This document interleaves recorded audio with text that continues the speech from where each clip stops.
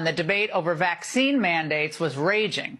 Little did the American public know at the time that the CDC was holding a meeting discussing the potential to track those who were unvaccinated. Well, the proposal was documented on page 194 of the CDC's September meeting packet, but until now, we'd never heard the plan on tape. Well, meet a little-known figure, CDC Dr. David Bergland. There has been interest expressed in being able to track people who are not immunized or who are only partially immunized. And at the current time, there can be considered to be a significant modifiable risk factor for morbidity and for mortality. And it can be of interest for clinical reasons as well as being of value for public health reasons to be able to track this. NCHS is therefore proposing creation of codes related to people being unvaccinated for COVID-19 and for being partially vaccinated for COVID-19.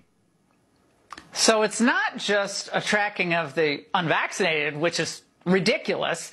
If you thought getting one or even two shots was going to shield you from being surveilled or tracked, medical big brother looking over your shoulder, you were wrong. Because after the presentation, Dr. David Bergland opened the floor to questions and comments.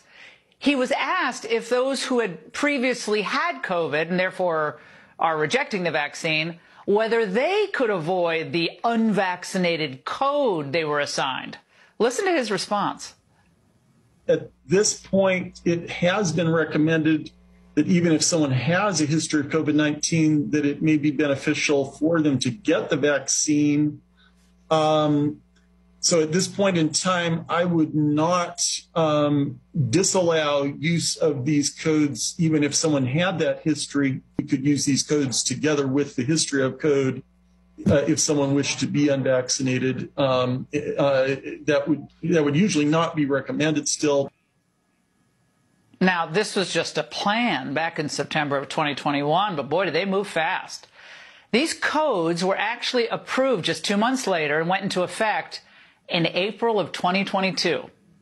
Now, we reached out to the CDC to get a better understanding on how this works, why they're doing it, to allay any concerns over this tracking tool. Well, we're still awaiting the CDC's response. We'll bring it to you